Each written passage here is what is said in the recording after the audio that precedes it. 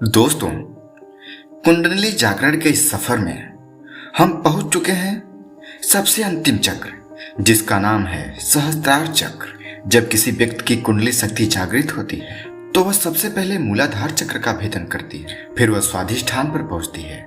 उसके पश्चात मणिपुर, फिर अनाहत, फिर विशुद्ध चक्र, फिर आज्ञा, उसके बाद वह सहस्त्रार चक्र पर पहुंचती है। और दोस्तों, इस वीडियो में हम इसी चक्र के बारे में डिटेल से जानेंगे। कुंडली शक्ति मनुष्य के शरीर में परमात्मा के द्वारा दी गई अनंत शक्तियों का केंद्र है, और इन्हीं शक्तियों के रहस्य को उजागर करने के लिए मैंने एक कुंडली शक्ति का एक प्लेलिस्ट तैयार किया हुआ है। अगर आप कुंडली शक्ति क्या है और इससे संबंधित सभी चक्रों के बारे में नहीं जानते हैं तो मैं उसका लिंक डिस्क्रिप्शन बॉक्स में दे रहा हूँ, आप उसे देख लीजिए। और कुंडली शक्ति के बारे में बाकी डिटेल जानने के लिए आप हमारे चैनल को सब्सक्राइब कर लीजिए। तो चलिए सहस्त्रार चक्र के बारे में डिटेल से जानते हैं। दोस्तों, आपने किसी नए जन्मे हुए बालक को देखा है? अगर आप उसके सर को धीरे धीरे छुएं तो आपको वहां पे एक मुलायम स्थान पता चलेगा। सर के सारे भाग कठोर होते हैं, लेकिन वह स्थान काफी मुलायम, काफी संवेदनशील होता है। यही वो ब्रह्मरंध्र सहस्त्रार चक्र का स्थान है। तालू के ऊपर मस्तिष्क में ब्रह्मरंध्र के ऊपर इसका स्थान माना गया है। यह समस्त शक्तियों का केंद्र है। रंग बिरंगे प्रकाश से युक्त 1000 पंखुड़ियों वाले कमल के समान यह चक्र है।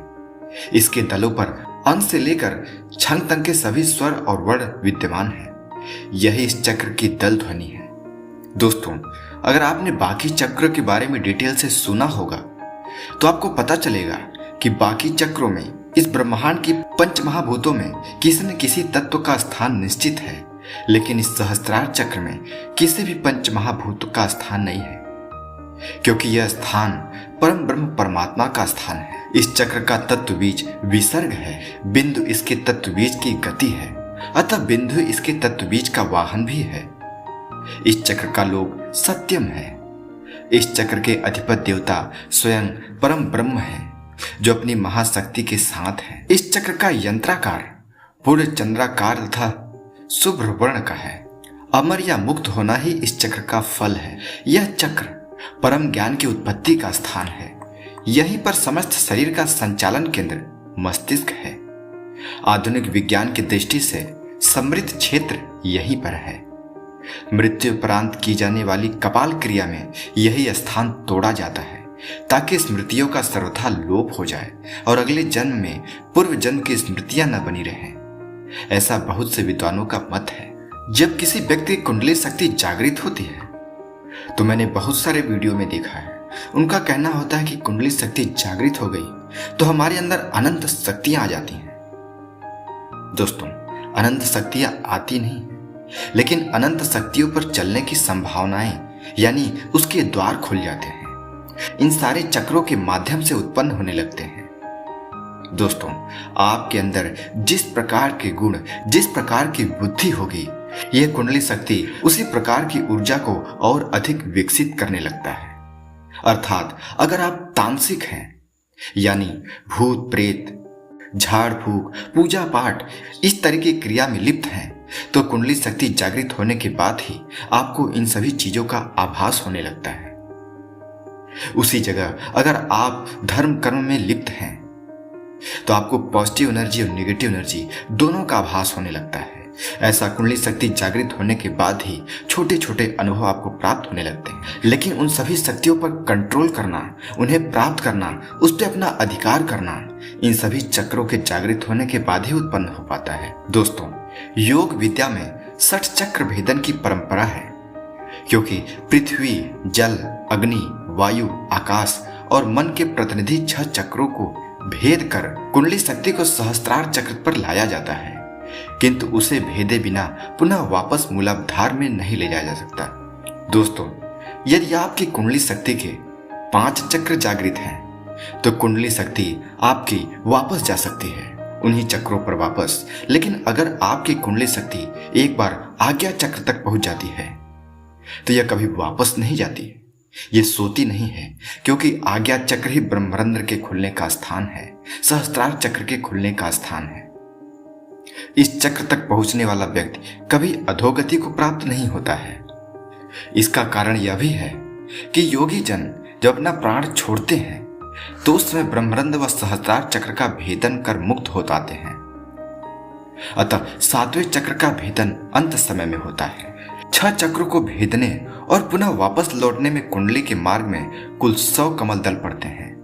मूलाधार के 4, स्वाधिष्ठान के 6, मणिपुर के 10, अनाहत के 12, विशुद्ध के 16 तथा आज्ञा चक्र के 2 अर्थात कुल 50। और यही कुंडली शक्ति जब वापस जाती है तो इन्हीं 50 पंखुड़ियों से अगर इन दोनों का गुणा किया जाए तो ये 1000 होते हैं। और यही सहस्त्रार चक्र के दलों का रहस्य है। समस्त शक्तियों का केंद्र होने के नाते ही सहस्त्रार चक्र के कमल को 1000 दलों से युक्त होना माना गया है।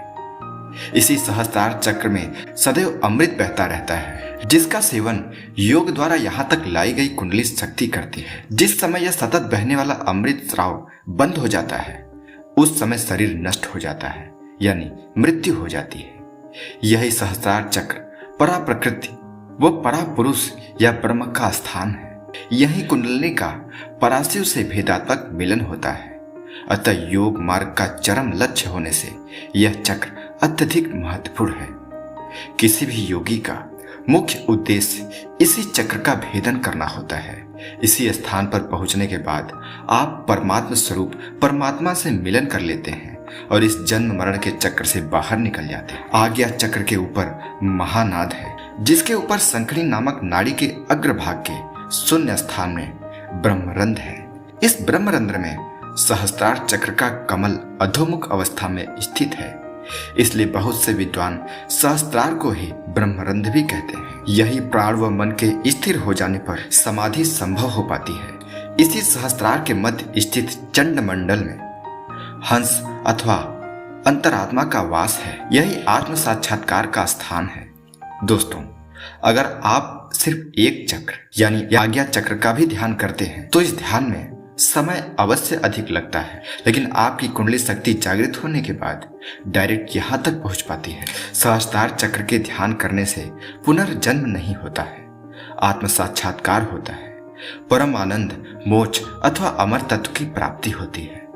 साधक रिद्धि सिद्धि प्रभाव व चमत्कार की अवस्था से कहीं ऊपर उठ जाता है। जब किसी व्यक्ति का सहस्त्रार चक्र जागृत होता है तो दिखावटेपन से दूर हो जाता है।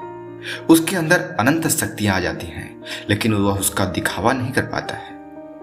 आज के समय में अगर किसी व्यक्ति की एक शक्ति जागृत हो जाए, कुंडली शक्ति ही जागृत हो जाए, तो दिखावे में इतना रम जाता है कि वह बाकी शक्तियों को जागृत करना छोड़ देता है और धीरे धीरे वो शक्तियां उसकी क्षीण होती जाती हैं और वह अधोगति को प्राप्त हो जाता है। दोस्तों, इस प्रकार मैं इस शरीर के 7 चक्रों का विवरण पूरा कर चुका हूं। अब हम कुंडली के विषय में चर्चा करेंगे तथा नाड़ियों के संबंध में समुचित परिचय प्राप्त करेंगे, क्योंकि दोस्तों, अगर आप शरीर के प्रत्येक अंग, प्रत्येक सूक्ष्म से सूक्ष्म बातों को नहीं जानते हैं तो कुंडली शक्ति को जागृत करने का कोई फायदा नहीं है।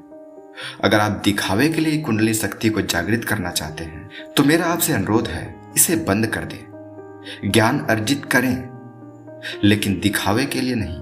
इसे जागृत करें उस परम तत्व परमात्मा से मिलने के लिए, उससे साक्षात्कार करने के लिए, दिखावे के लिए नहीं।